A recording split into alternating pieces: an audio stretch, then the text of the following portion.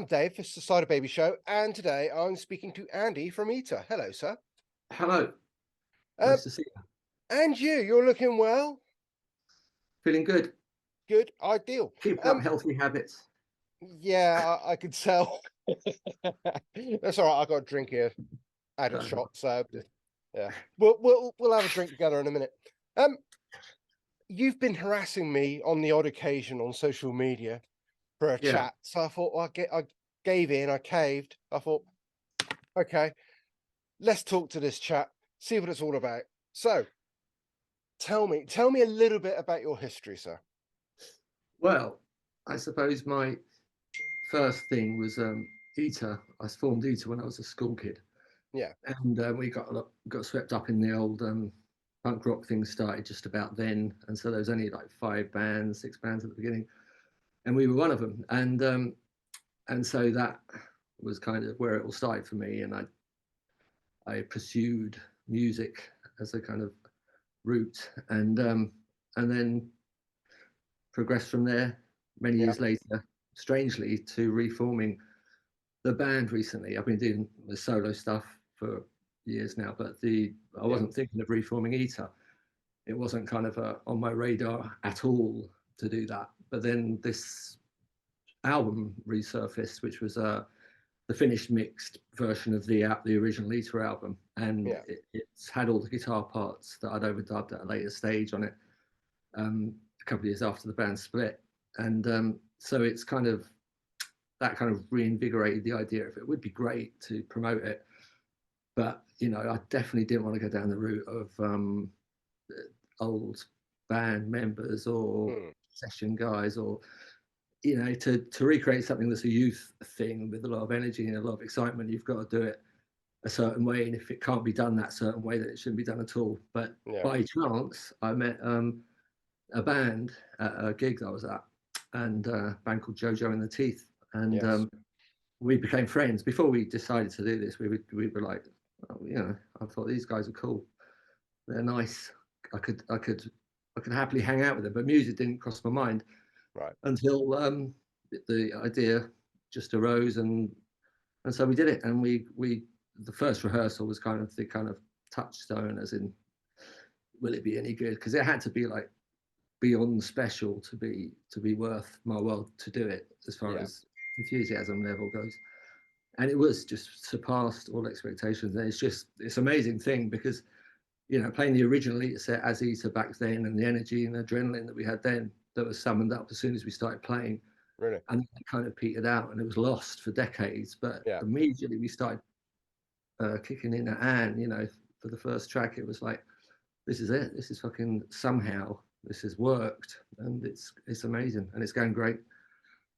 Gigs are excellent. getting better and better. Yeah, I interviewed Jojo and a couple of the guys. Ooh, must have been January. I think they released an album themselves uh, back at the beginning of the year, and great bunch of guys. I can understand why you're happy to be playing with them because Well, yeah, I mean, they're great. Obviously, they're great players, but they're also almost on my level. yeah, We kind of relate to each other. I mean, there's a lot of musicians out there, and the idea has been floated before to join forces, but there's never been the right band ever. And and I'm really not just saying that because until the day that we met, the idea of Eater was never again. mm, So it's a whole different thing now as well. It's kind of rebranded in a kind of more kind of contemporary way, and but it retains that thing. It's great. They're brilliant guys, and they're a real laugh as well. They're quite funny to travel with, and to we went to Spain just recently, and okay. that was funny. Yeah, I'm sure there's a story or two there you can share with us. Well, I don't know. I won't press you. No, All best right. not. Best not to. Okay, let's move on then. So with the reformation of like a Eater version 2, um, is there going to be new music? Yeah, we've been cautious about that because it's a new idea to kind of reform or rebrand something that's a brand name already is very difficult. You know, you got if unless it's done the right way, it's just crap. And so, and also if you move too fast for like the older audience, Yeah. you know, you don't want to bombard people with new songs. Yeah. And so we're just slowly kind of going to build up, take the odd song out, quietly sneak new one in there. But it's becoming its own thing anyway. It's got its own energy, and it's not like whatever we do is what we do, and so it's all cool. Excellent. Excellent. I should look forward to hearing some new stuff. But in the meantime, you've not been sitting around twiddling your thumbs, have you? I haven't, no, not been. It's kind of when the lockdown thing started, I got into this Yeah. habit of finding things to do all the time, and so handily having a studio in the house, it's like obviously writing songs, and so I had this stockpile of tracks that I'd written during that time, and then since then as well, been quite prolific, and so I've got about 12 of the best songs, and this is an album that I've got collaborators from different bands. Yeah. Got Cat from Toads. I don't know if you heard of Toads, I the Others Are have, Dead. yes. They're a really good band. And she's great. She sings on 3 of the tracks. In fact, she's on 2 Okay. tracks that I did with Durwood from Generation X, the guitarist, Hmm. who we've written some songs together, and she sang on those. And she also sang on one of mine, 2 of his. I mean, 2 collaborations. And then Elizabeth Westwood is on. She used to be in a band called Westworld, Yeah. and they had a hit in the sort of 90s. Was it with Sonic Yes. Boom Girl or something along those lines? Something along those lines. Yeah. I'm And she's falling into the great. depths of my memory. She's just so cool. She's so funny as well. She's such Yeah.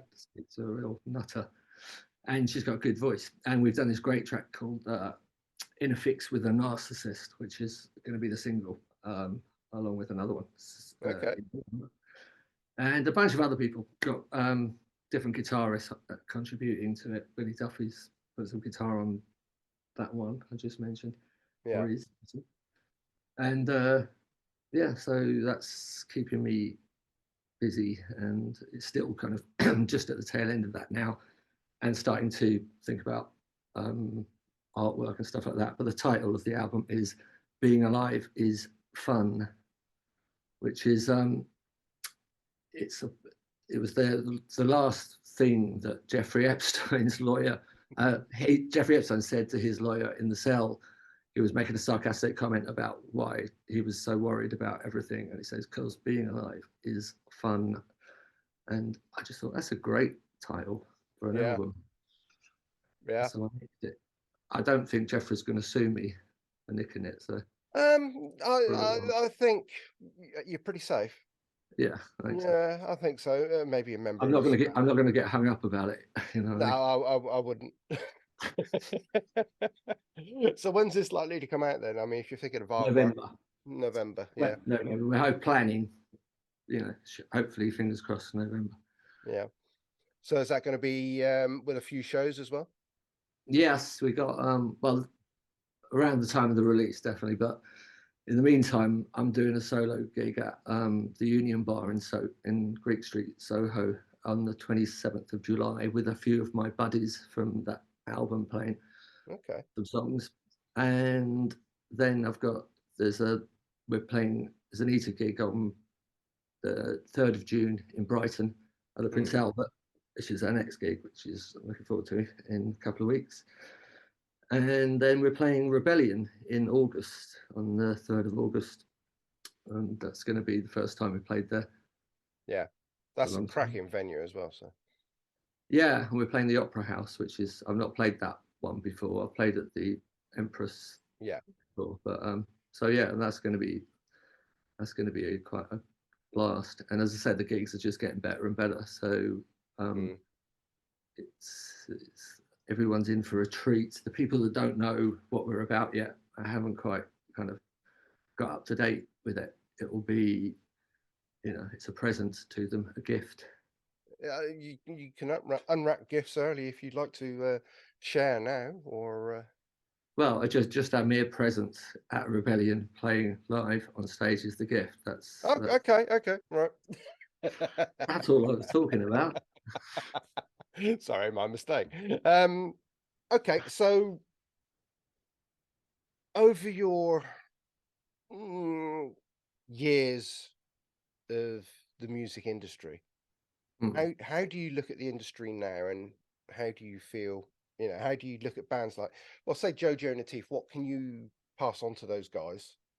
Well, Um, to interesting question that because it comes up quite a lot as far as we're often talking about how shit the music business is. What do you have to do to to get noticed? And it doesn't seem to matter how good a band is. And there's a mm, few really good bands around that should be way up there. yeah, And but because there's not the same setup as it was before the death of the music press, so without NME, without Melody Maker, without that weekly interest and interaction, and instead you've got this weird online yeah, blur of Facebook bands and everything, and it's just yeah, difficult to know what's what. And so and because of that, A&R men aren't going out to see bands really anymore, and so it's just fucking tough, and it's it's not a good situation at all. A scene needs to be formed quite quickly because otherwise nothing is going to happen. It's just all going to become nasty. yeah, So we're hoping that we've met. There's a few bands that I've met since we started gigging as Eater, yeah, and we've allied with who are good bands, really good bands, and we mm, try. So whenever we play, we try to kind of include the bands that we like, that we go on with, and that we think are doing something special.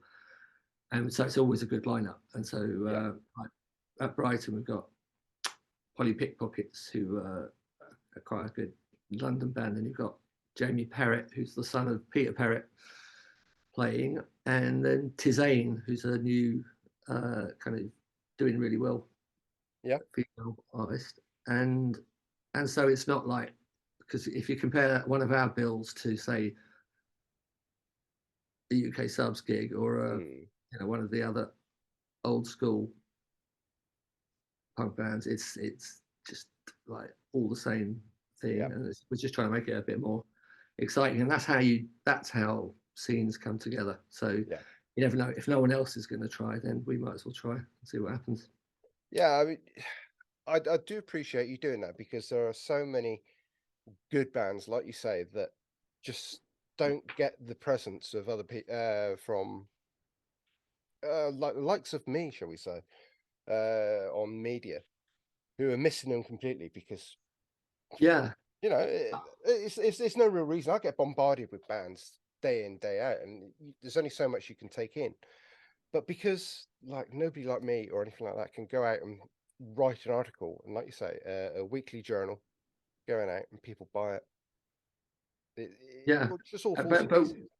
but what you're doing is really important, because the more like-minded people are in different aspects, like in radio, whatever, that have realised what a fuck up it all is, and how you've got to at least do your bit, Mm, the better, and but unfortunately the press aren't following, so the, the kind of press that you get is, you know iffy to say the least, and it's because it's not the same interest from journalists who really discovered the band, and mm, are mm, raving about them or anything like that. There's no point in doing that, because no writers get paid anymore. no, No music writers just don't get paid, which is just a joke. And and it reflects back in other things. This safe sort of status quo bullshit. And so even like I was talking to someone the other day about reviews of albums, like in the old days, yeah, when a band got a shit 1-star review, it was like probably well deserved, and it just kept it real. But now everything is 5 stars, and then you look and you yes, see they're all advertising in the same journal, and it's like, well, that's something wrong about that. yeah, yeah. There's one Boring. particular publication I won't mention, that they get behind bands and they give them 5-star reviews, and it's all. all very across the board, very samey kind of bands as well. There's nothing new coming through. There's nothing breaking the mold, shall we say, and being totally startling. I saw a great band in Swansea the other night, Zach and the New Men. Fantastic band. Yeah, just full of vitality. A bit looking a bit like early Zeppelin, but What are they called? Zach and the New Men. Trips off the tongue. It does, it does. But their look, their style is brilliant. It's brilliant, and it's the kind of thing that people need to get behind.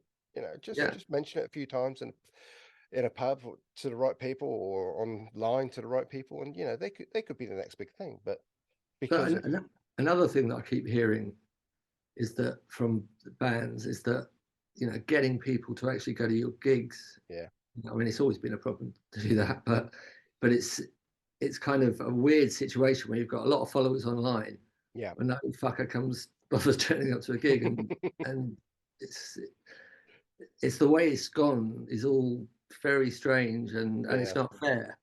Basically it's not fair. And then meanwhile, the people that are really benefiting from it all being a shit mediocre status quo are the usual shitty fucking tossers that occupy the charts. yeah. I mean, I think the news today that Kiss have just pulled out of playing Plymouth. Because the ticket sales haven't been there, but the tickets are over £100 a piece. You could But it's go and all about see money. 10 small bands for that money and have 10 great nights Yeah, anyway. It's it is actually just all about the money. That's the mm, conclusion of it all, and it's not a surprise. But I mean, it really is literally now all about the money. There's no kind of renegade A&R men that will stick their neck out for a band. There's none of that. mm, It's all just like what is going to make money. Even doing gigs, it's you know, it doesn't matter how much the promoter is into a band. Doesn't matter. It's just like at the end of the night, how much money yeah. they have, and not. I don't approach life like that, and so I find it very difficult being in that as well. I'm my profile is slightly raised because of years of experience or whatever, Mm. but it's not. It's still there's still a shit music scene where they like shit music, and I only want to do good music, and there seems to be a problem with that somehow. Yeah. Do you think, this not buying tickets prior to gigs or leaving it to the last minute, they say that's a COVID thing, but surely that's been going on for a long time now. Hmm. Yeah, it's not just. I mean, since COVID, I'd say it's got a bit better. Yeah. All people are going out, but it is really difficult. I mean, it's such an effort for a band, especially a band that has just started, that are trying to do, and they focus all on the social media because they're told that focus on social media because that's really Yeah. important. Yeah. And I think a lot of energy, wasted energy, is spent on that. And but they could. There's no other like tangible way in. It's like, well, how else would you do? Like, could set up a Mm. gig, beg to get a gig, support gig at the Dublin Castle or something, and it's chances are without some big stroke of luck, they'll be Mm. playing to the same little group of people for the next sort of 6 months, 12 months after that, and becoming totally disheartened. But going with social media anyway in that crazy kind of schizoid world of Yeah. online kind of imagery, and it's all become a different funny game. It's not the same. Mm. It's not. There's no clear cut way through it, and it's baffling. Mm. With your own release coming in November, I assume you're signed to a label? Yeah, I've been. I mean, the labels again. That's another reflection on what's going on. There's the labels that I've got available to me are, kind of without naming any. They're kind of been around for a long time, and Mm. I find that they sit on basically they'll accept stuff, release it, but then they'll just sit on the publishing or the thing until on the off chance that and they collect so many of these, like especially in my position of like people that were in bands releasing stuff, Yeah. they've got so many um but they don't care about promoting it, they don't care about the music, they don't care whether it's a pile of fucking shit Mm. or something really exciting that's happening. And so I didn't want to go with any of those, and so that left me with an option of finding in the back of my head, I've always had this idea of like perfect sort of label would be a really enthusiastic, smaller label who, you know, are well put together and it's good Mm. infrastructure. And if something was successful, they could handle it. But until then, they just put their full pelt into it. And I've discovered that label with they put out Holy Dotage, put out the Eater single, and we Right. did a one-off sort of deal on that just to get something out, and I wanted to you know check them out a bit, and they did such a good job, and they're really easy to deal with, and they don't get involved really, and so yeah, so them that's one label I can One think of. label out Holy the Dotage millions. Records. Yeah. So you had a single out then fairly recently as Eater. Well, it's streaming now. It's Right. the actual physical thing is not with us yet. It Mm. should be in about another month. But that's another weird thing. It's like, you know, records release a record when you've got the thing to give. Yeah. But this streaming, I still don't understand streaming. I don't get. I know you don't get any money from it. That's the one thing I do understand about it. But it's like it just seems like I don't know. So yeah, the proper release is in about a month's time, but it's on all the usual platforms for pre-order and stuff like that. So Okay. And tell me about this single then, just to finish off this interview. I mean, what's it about? which single? There's the one that's due for The release. okay, Anne. It's Anne and point of two songs, Anne and Point of View. Anne Right. was the first track on the original Eater album, and it was a brilliant Okay. song. It was always destined to be a single, but we never did release it. And also, when it was recorded, it was badly done, and loads of guitar got left off it, and it was not anywhere near as good. So we've done it justice, and that was the first song we ever played together as well. So it's kind of Okay. symbolic, symbolics. And so Yeah. we it sounds just really fucking alive. It's great. And then Point of View was a more obscure Eater song that never had a Hmm. proper release, and it's got a great chorus, good song, one of our live favorites. And so yeah, that's that single. The next single, we're going to start testing people's patience with a new track, Right. won't talk about that yet. Get the bedding out of the way. Okay. Okay. Andy, it's been a pleasure to speak to you. I wish you all the very best, and hopefully we'll bump into each other at a gig sometime, and I can Yeah, pass judgment on your new band. that would be nice. Come along to Brighton on the 3rd of June if you're around that area. Don't know where you are. I don't know where I am actually. I'll have to look at my diary. I'm not sure. Yeah, But thank you. nice one. You Cheers. take care of yourself, Andy, and Thanks, we'll Dave. speak again. Nice one.